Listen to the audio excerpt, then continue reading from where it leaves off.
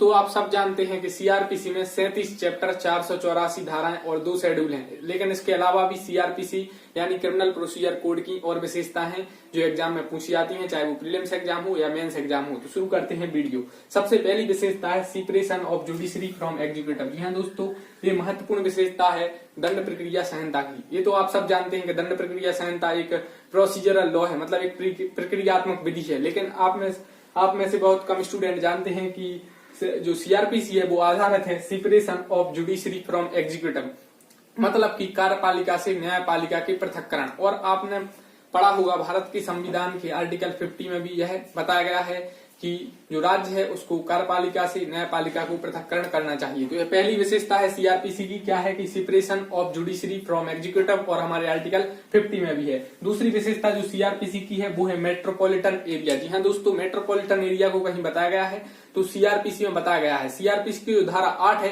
उसमें महानगर क्षेत्रों के बारे में बताया गया है, और धारा 8 में महानगर क्षेत्र सीआरपीसी के बताए गए हैं, और जिनकी आबादी, जिन शहरों की बड़े बड़े शहर हैं जैसे 10 लाख से ज्यादा की आबादी है तो राज्य सरकार उन्हें महानगर क्षेत्र घोषित कर सकती है। यह भारतीय दंड प्रक्रिया संहिता की एक महत्वपूर्ण विशेषता है। और नेक्स्ट बात करते हैं अब जो तीसरी विशेषता है वो है जुडिशियल मजिस्ट्रेट। सीआरपीसी 1973 में जुडिशियल मजिस्ट्रेट बताए गए हैं, यानी जैसे कि सिविल जज सेकंड क्लास, मतलब judicial magistrate second class, judicial magistrate first class, chief judicial magistrate, additional district जज और असिस्टेंट सेशन जज वगैरह। इसके अलावा एक और विशेषता है कि जो मेट्रोपॉलिटन एरिया है, यानी हम लोगों ने बात की जिन शहरों की आबादी 10 लाख से ज्यादा है और राज्य सरकार ने जिन्हें मेट्रोपॉलिटन एरिया यानी महानगर क्षेत्र घोषित किया है, उनमें महानगर मजिस्ट्रेट रहते हैं, यानी वहां पर मेट्रोपॉलिटन मजिस्ट्रेट रहते हैं। ये सीआरपीसी की महत्वपूर्ण विशेषता है।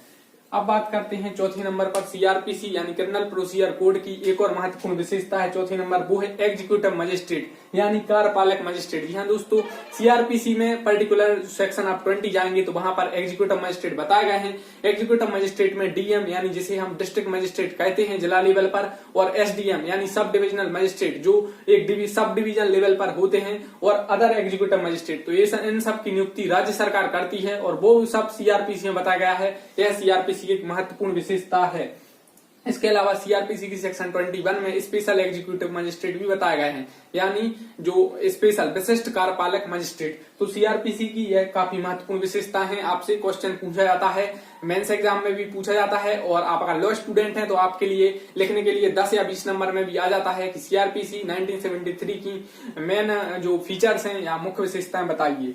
इसके अलावा सीआरपीसी में ही आपके लिए पब्लिक प्रोसिक्यूटर और एडिशनल पब्लिक प्रोसिक्यूटर के बारे में बताया गया है। सीआरपीसी में सेक्शन 24 में पब्लिक प्रोसिक्यूटर के बारे में बताया गया है, और यह सीआरपीसी 1973 की महत्वपूर्ण विशेषता है कि इसमें बताया गया है कौन पब्लिक प्रोसिक्यूटर होगा, और राज्य सरकार और केंद्र सरकार हाई कोर्ट में पब्लिक प्रोसिक्यूटर नियुक्त कर सकती हैं, और राज्य सरकार डिस्ट्रिक्ट लेवल पर भी पब्लिक प्रोसिक्यूटर नियुक्त कर सकते हैं। इसके अलावा असिस्टेंट यानी एडिशनल पब्लिक प्रोसिक्यूटर के बारे में भी बताया गया है। इसके अलावा जो नेक्स्ट विशेषता है सीआरपीसी 1973 की वो है अभियोजन निदेशालय। इससे क्वेश्चन प्रीलिम्स में पूछा जाता है।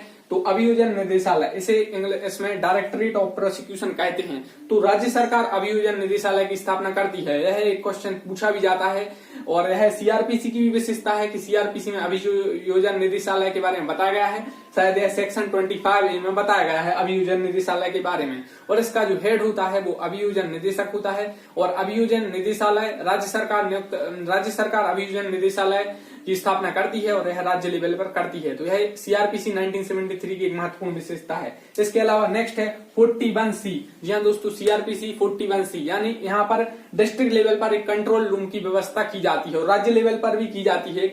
मतलब राज्य सरकार राज्य स्तर पर एक कंट्रोल रूम की व्यवस्था करती है, और एक डिस्ट्रिक्ट लेवल पर राज्य सरकार ही कंट्रोल रूम की व्यवस्था करती है। इसमें जो अपराधी हैं उनका नाम से रिलेटेड फुल ऑल डिटेल रहती है कि किसने उसे गिरफ्तार किया है, क्या वो सब यहाँ पर रहती है। तो यह क्वेश्चन पूछा भी जाता है प्रीलिम्स में, और आपसे मेंस में विशेषताओं से रिलेटेड क्वेश्चन आएगा कि सीआरपीसी की विशेषता आप उसमें सब लिख सकते हैं। इस बार की जो सीआरपीसी 1973 है उसकी एक महत्वपूर्ण विशेषता है कि कंट्रोल रूम होगा वो डिस्ट्रिक्ट में और राज्य लेवल पर होगा। इसके अलावा सबसे महत्वपूर्ण विशेषता है धारा 144। आपने धारा 144 का नाम तो सुना ही होगा। वो धारा 144 सीआरपीसी, जी हाँ दोस्तों, दंड प्रक्रिया संहिता की ही है।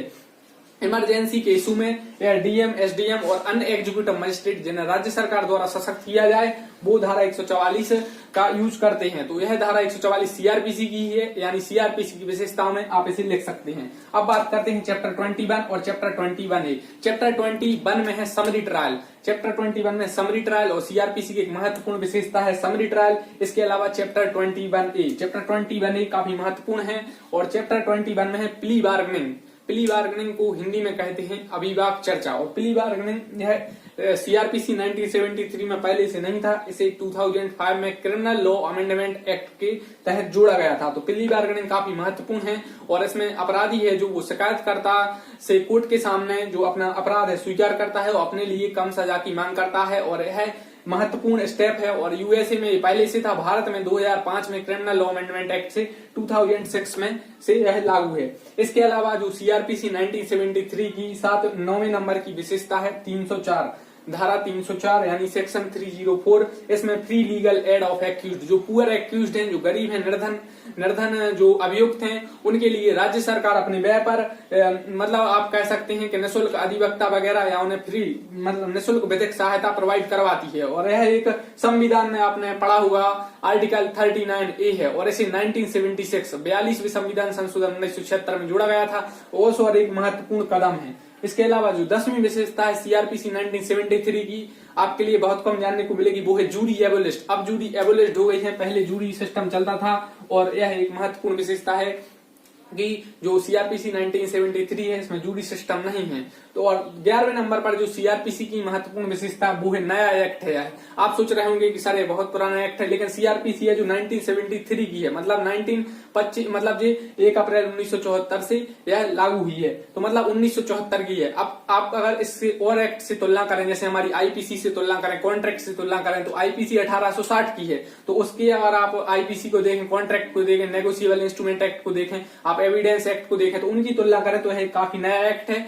तो आप यह लिख सकते हैं कि सीआरपीसी की विशेषता है कि अन्य सब एक्ट हैं जो वो अंग्रेजों के जमाने के हैं, जैसे 1860 और लेकिन यह एक्ट 1973 का है और 1974 से लागू है। इसके अलावा एक और विशेषता है जो सीआरपीसी 1973 की, इसमें second judicial magistrate second class है, फर्स्ट क्लास है, चीफ जुडिशियल मजिस्ट्रेट हैं और असिस्टेंट सेशन जज हैं, एडिशनल डिस्ट्रिक्ट एंड सेशन जज हैं और डिस्ट्रिक्ट जज हैं। लेकिन इसमें थर्ड क्लास मजिस्ट्रेट के बारे में प्रोविजन नहीं है। पहले शायद थर्ड क्लास मजिस्ट्रेट थे, तो आप यह लिख सकते हैं कि थर्ड क्लास मजिस्ट्रेट इसमें नहीं है, जूरी सिस्टम इसमें नहीं है। इसके अलावा जो 13वें नंबर की विशेषता है कि जो डिस्ट्रिक्ट जज हैं, एडिशनल डिस्ट्रिक्ट जज हैं, कोई भी सेंटेंस दे सकते हैं, यहाँ तक कि डेथ सेंटेंस भी और लाइफ इम्प्रिजनमेंट भी, लेकिन इन्हें हाई कोर्ट से कंफर्मेशन करवाना होता है। अगर वो डेथ सेंटेंस देते हैं तो यह भी आप इसमें लिख सकते हैं। इसके अलावा एक और महत्वपूर्ण विशेषता जो सीआरपीसी की है कि यह भारत की संविधान की 7वीं अनुसूची में समवर्ती सूची में है। समवर्ती सूची का मतलब वो होता है, सूची 3 होती है, एक होती है राज्य सूची जिसमें राज्य सरकार कानून बनाती है, दूसरी होती है केंद्र सूची जिस पर केंद्र सरकार कानून बनाती है और तीसरी होती है समवर्ती सूची जिसमें राज्य और केंद्र दोनों कानून बना सकते हैं। तो यह समवर्ती सूची में है सीआरपीसी है। प्रीलिम्स एग्जाम में क्वेश्चन पूछा जाता है कि सीआरपीसी किस शेड्यूल में है, तो 7th शेड्यूल की यह समवर्ती सूची में है जिसमें राज्य और केंद्र दोनों कानून बना सकती हैं। उसमें भी करंट लिस्ट में भी यह सीरियल नंबर 2 में है। तो यह क्वेश्चन भी कभी कभार पूछा जाता है। इसके अलावा एक और बात है महत्वपूर्ण, सीआरपीसी ऑल इंडिया में लागू है। जी हाँ दोस्तों, सीआरपीसी ऑल इंडिया में लागू है। एक्सेप्शन है नागालैंड और ट्राइबल एरिया, उनमें भी कुछ एक्ट लागू हैं और कुछ एक्ट वहां की राज्य सरकार चाहे तो लागू कर सकती है। तो इस वीडियो में हमने जाना कि 15 महत्वपूर्ण विशेषताएं हैं और सीआरपीसी की एक बार फिर से देख लेते हैं। Separation of judiciary from executive पहली विशेषता है। दूसरी विशेषता है कि सीआरपीसी में मेट्रोपॉलिटन एरिया है। तीसरी विशेषता है कि इसमें जुडिशियल मजिस्ट्रेट के बारे में प्रोविजन है, कौन कितना दंड दे सकता है। एग्जीक्यूटिव मजिस्ट्रेट के बारे में प्रोविजन है जिसमें हम एसडीएम डीएम देखते हैं। स्पेशल एग्जीक्यूटिव मजिस्ट्रेट भी राज्य सरकार नियुक्त करती है, उसका भी प्रोविजन सीआरपीसी में है। और जिन्हें अपनी भाषा में हम सरकारी वकील कहते हैं, public prosecutor, assistant public prosecutor, यह भी सीआरपीसी में है। और अभियोजन निदेशालय राज्य स्तर पर होगा, यह भी सीआरपीसी में है। और धारा 144 है वो भी सीआरपीसी की होती है। और 41C में कंट्रोल रूम डिस्ट्रिक्ट में और राज्य लेवल पर, यह भी सीआरपीसी की महत्वपूर्ण विशेषता है। इसके अलावा सीआरपीसी में निःशुल्क विधिक सहायता अभियुक्त को अगर वो पुअर है तो उसके लिए भी इसमें यह भी एक महत्वपूर्ण विशेषता है। इसके अलावा सीआरपीसी में जूरी सिस्टम को एबोलिश किया गया है, थर्ड क्लास मजिस्ट्रेट नहीं है, काफी नया एक्ट है। और 7th शेड्यूल में कंकरेंट लिस्ट में है, ऑल इंडिया में लागू है। एक्सेप्शन है नागालैंड और ट्राइबल एरिया, उसमें भी कुछ एक्ट लागू है, मतलब भाग 8, 10 और 11 लागू है। इसके अलावा के जो भाग हैं वो राज्य सरकार चाहे बाकी तो लागू कर सकता है। तो इस वीडियो में हमने यह जाना। So thanks for watching the video. पर दोस्तों अगर अभी तक चैनल सब्सक्राइब नहीं किया तो सब्सक्राइब करें और वीडियो को लाइक करना ना भूलें। धन्यवाद।